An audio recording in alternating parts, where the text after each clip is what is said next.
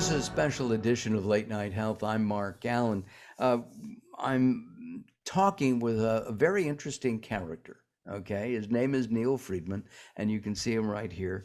The artwork behind him of that famous artist, legendary artist, was made by his wife, and it's really very pretty stuff. Neil, welcome to Late Night Health. Thank you, Mark. It's a pleasure to be with you. You are the president of Circul Plus, which is a heart and blood oxygen wellness monitor. I am wearing mine right now. There's an app that goes with it, and when I checked a few moments ago, my beats per minute were about 60, 62. And my oxygen level was going from 98 to 99. Am I going to live, Doc? Well, I'm not a doc. That's the first thing I want to say. But I can tell you from being in the industry and speaking to so many people that you're going to make it, Mark. All right. Good deal. I'm glad to hear that. Give us a description, an overview of the ring and why you decided to develop it. Sure. Okay, the Circul Plus, this is our second generation. We started with Circul and now it's Circul Plus. And as Mark showed you, this is what it looks like. And the Circul Plus measures certain metrics, i.e. blood oxygen or SpO2, your heart rate, your finger temperature, your blood pressure, and can do also a 1-lead ECG, okay? The blood oxygen, the heart rate, and the finger temperature are all continuous. And the word continuous is a very, very important word because today doctors do not want what we call episodic measurements. Episodic measurements are, for example, if you have a blood oxygen device or clip that you bought at Walmart, you might say that you wear on your finger, it gives you a reading, and that's an episodic measurement. That is a one-time reading. It really is not practical or functional for a doctor in his or her evaluation of you because they want to see a trend over time. So everything today is going towards continuous measurements. Okay. Got it. And so what happens is that, which I like to share with people, you have the ability, we have several icons on our app. And so let's say you hit our overnight icon. And if you do an overnight test, you might say, with our device, you're going to see a continuous blood oxygen over 12 hours, if you're sleeping 12 hours per se, heart rate, and finger temperature. Now, those metrics are very, very important. Let me explain to you the importance of these metrics and why they're important. But one other thing I want to say is, so you took an overnight test. I also usually tell people that when you wake up in the morning, go to the bathroom, take care of what you have to do, take care of. Right. Then go to a quiet spot and take an ECG and blood pressure. And when you have done all those measurements, you might say you're good to go for the day. Yeah. Because you really know everything you really need to know about yourself. Let's take a look at your background. You have a health industry background? I have a health industry background as a minor and a major in entrepreneurship. Okay. Okay.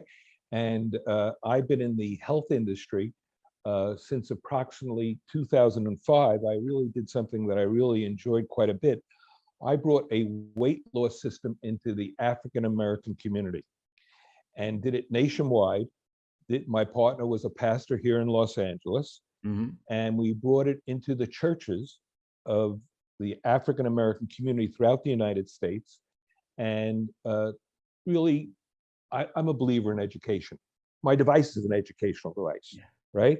So that what we did was we educated the people about weight and how to approach weight loss, and taught them actually the importance of body fat and hydration versus weight. And everything was on an educational basis. And the pastors, I taught the pastors, and they ended up leading the flock. And frankly, I got thousands of people off of metformin, and it was a terrific experience for me as an individual. Which is a great thing to get off of, metformin. Absolutely, It absolutely. it's not it, as a layperson, I'm not a doctor either. I've read studies about it, and it's not necessarily a good thing. Right. And I exited, I exited from there and ended up morphing into my business that we have today. And let's take a look at that. I mean, there are all kinds of wearable health devices today, Right. okay? And they all connect to an iPhone or an Android. 100%. There's the watches. Are these good things? I mean, obviously, the watches can not only, you know, they tell time. You can make phone calls. You can check your emails and messages and all that. But from the health standpoint, are they good? Are they accurate? It's a great question and a great lead-in for me. Thank you. Okay. The reality is the wearable market, when you and I think about the wearable market, first thing we think about is activity. Okay. And they're good activity devices. But you have to understand that the wearable market is really what we call the sensor market. Okay. And the key to senses is stabilization. Okay. So if you're wearing a watch, guess what? That watch is not stable. Okay. So that the metrics it's delivering are not really accurate. Okay.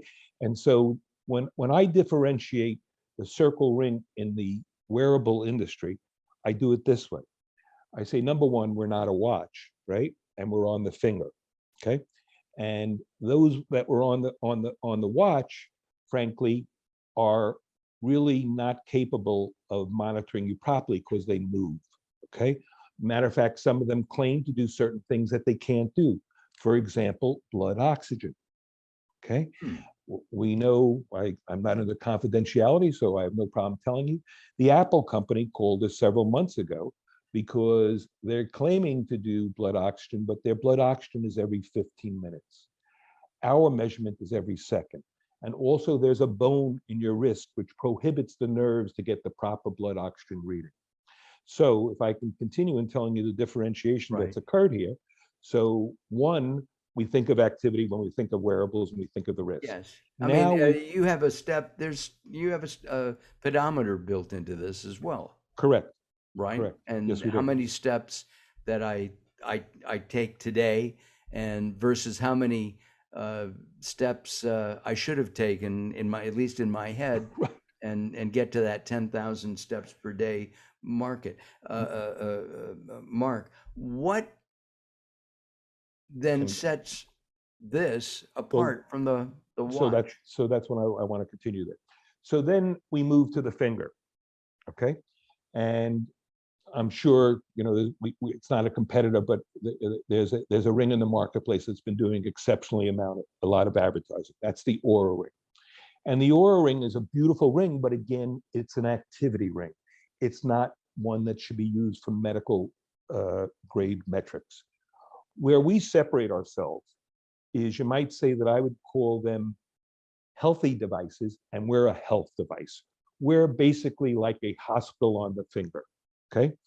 And we deliver real metrics. For example, Aura has a sleep program, and they give you sleep metrics, but they don't give you blood oxygen. Blood oxygen is the key metric for any pulmonologist in monitoring your health. And let's take a step toward and look at COVID. Because of the respiratory effects of COVID, I would think that blood oxygen goes down if you have it.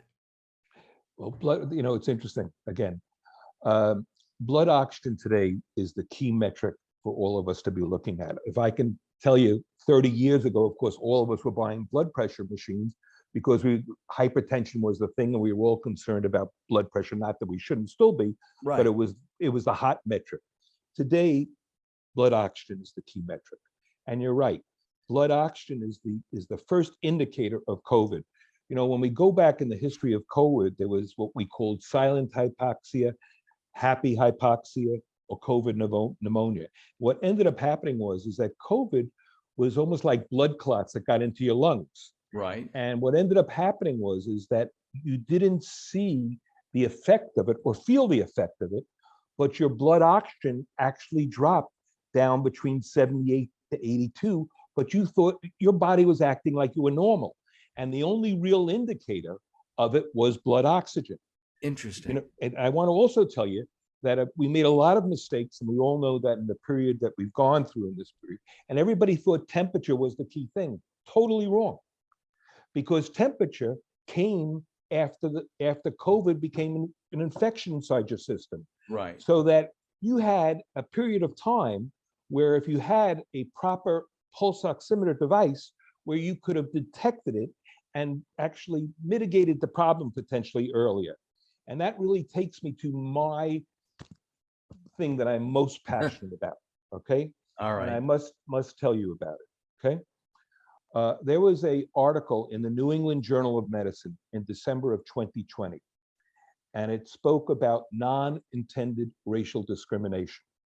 And in that particular article, it cited that over 10% of African Americans who bought clips, the fingertip clips, you might say, that we buy at our convenient CVS or Walgreens or Walmart, caused those poor individuals to be misdiagnosed. Wow. Why is that? Because Okay, of because of the pigmentation in the skin. Exactly. Okay. And that would be about for people of color. When we talk of pigmentation, this problem goes from Black to Chinese. So Black, Hispanic, and Chinese. All the way down, anybody that has any pigmentation, you might say, in a way. Okay. So I think, I don't know the exact number, but it's got to be 60 to 70% of our population of the world. Right. Okay, or more. Or more. And so I want you to know, so that article was written in the New England Journal of Medicine. A week later, the New York Times wrote an article about it. CNN did a piece on it. And then 3 senators in the United States wrote a letter to the FDA, Senator Wyden, Warren, and Booker. And their letter to the FDA was called Non-Intended Racial Discrimination. And the FDA at the time of the letter really didn't have anybody in place that was running it. But what ended up happening is that the gentleman who was at the head of the FDA gave the following quote, if I may read it to you, which is really astonishing. It's William Mizell, and he says, "We agree that individuals with dark pigmentation, particularly if they're relying on oximeters in home, may get false or inaccurate readings, and that's important for them to be aware of." Well, let me tell you something. Nobody was aware of it. Got it. And people died because of it. Wow. Yeah. And today, and with the Circle Plus, pigmentation is not an issue. Right. So let me explain to you that, as you said, pigmentation is not an issue for us. And let me explain to you why. Number one, in the Circle, if you think of a pigmented person, their pigmentation is on this side of their hand. Right. On this side of your hand, you're pink, white, yellow, it's much lighter. All of our senses are inside the belly of the ring. So that the sensor is on the non-pigmented side. Got it. And we use what is a thing that is called reflective technology, so it's just here. When you have a clip like this, the light is going through both the bottom and the top, so it can't get through. And you might have pigmentation there. Exactly. So that everybody's SpO2 read higher than it actually was, and people didn't react to it. I'm going to go to my I'm going to my Circle right now. Mm-hmm. There it is, Circle Plus, and I'm going to tell you my beats per minute have dropped because I'm relaxed, 59, and my SpO2 is 99, and this is accurate. I can also send. Can I send this to my doctor? Let's say I'm a heart patient. or a diabetic, Correct. can this information be sent to my doctor? Can it be Yes. saved? Yes. Yes. What happens is that the information. So let's say you did that overnight test like we talked about, right? Right. And then that information actually gets pushed from the ring to the app, and you can send all the information from that app to a caregiver, a loved one, or your physician. And it works through the cloud. It works well. In this particular case, I'm just talking an email, but we do Wow. have where you can actually do it through the cloud. And today, for example, we have many institutions that use our device, and their information flows into their dashboards through the cloud directly from the ring. Exactly right. Let's let's talk about the science behind this. Mhm. You have other people who you had a vision, is how I see this. You developed the ring. Did you have medical people working with you? Yes, we actually have. I'm very, very proud to say that Dr. Mayer Krieger of Yale is our chief medical officer of our company. Dr. Krieger is known as the father of sleep. Dr. Krieger actually wrote the book that every pulmonologist and every medical student for the last 35 years has read about pulmonary and sleep science. Wow, Yeah, that's impressive. Uh, thank you.